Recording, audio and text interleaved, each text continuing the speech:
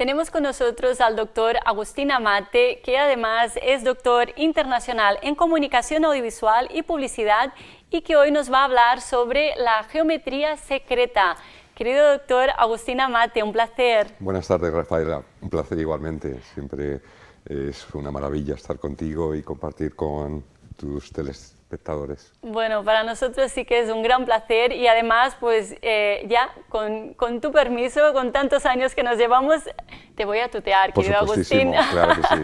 Tuteame, Bueno, has creado una tesis doctoral fabulosa con una serie de conceptos y temas que me han parecido súper interesantes y también de cara a nuestra audiencia, que luego, tras la primera entrevista, nos siguieron preguntando.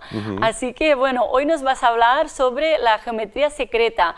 ¿Qué te motivó en este caso a investigar sobre la geometría en las artes visuales?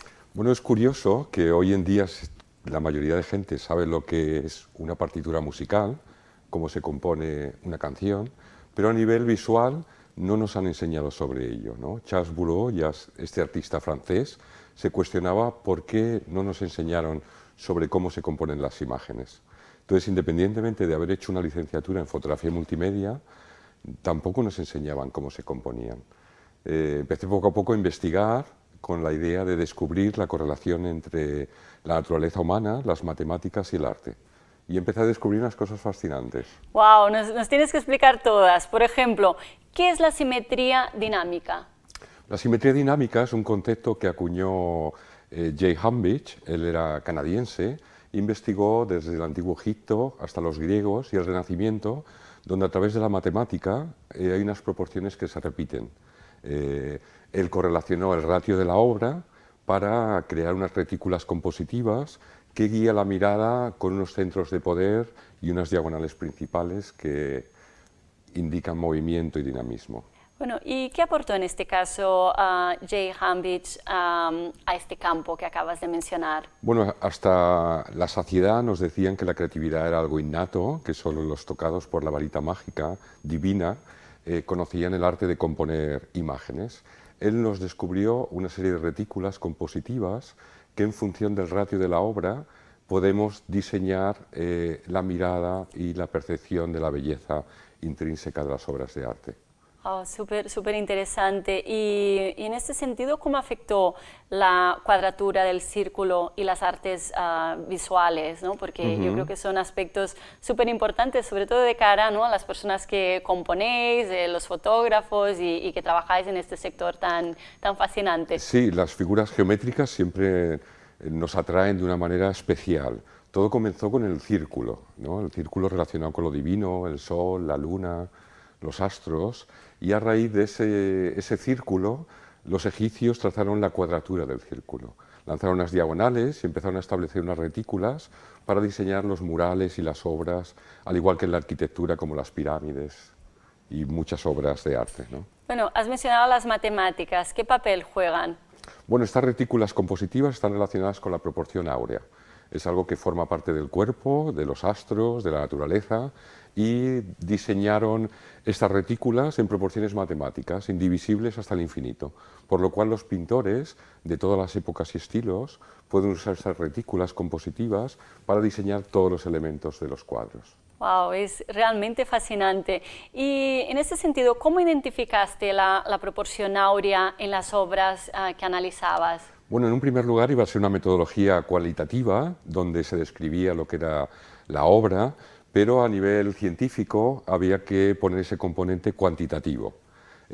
Tuve que colocar diferentes armaduras para ver cuál de ellas correspondía con el ratio de la obra y a partir de ahí descomponerla hasta 266 pequeñas retículas y ver qué elementos de cada obra coincidían con estas líneas principales de la retícula. Bueno, es realmente una obra, bueno, un doctorado y una obra doctoral Sí, fascinante, cum fascinante. laude total.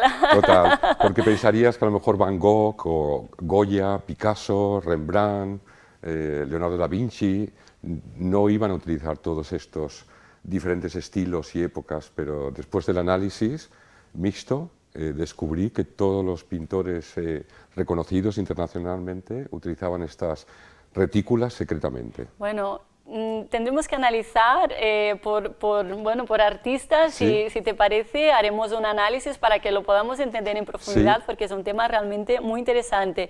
¿Y hay diferencias en la aplicación de estas técnicas entre la pintura y la fotografía?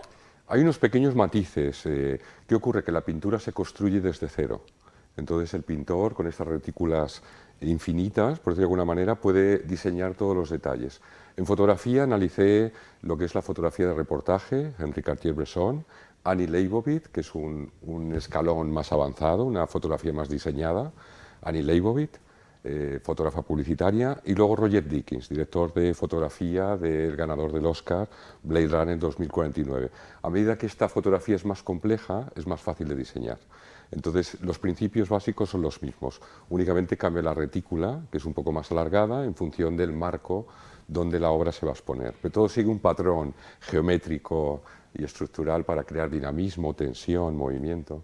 Bueno, doctora Agustina Mate, un placer como siempre. Igualmente, Rafaela. Te esperamos en La Vida es Bella para seguir hablando Sí. acerca de este tema tan interesante y fascinante. Sí, analizaremos una obra con todas las técnicas de diseño que van asociadas a la retícula para empezar a deconstruir estas imágenes que consideramos mágicas, ¿no? Bueno, me parece realmente mágico. Muchas gracias, Rafaela. Un placer estar aquí, Bueno, un como placer y siempre. hasta la próxima. Gracias. Gracias.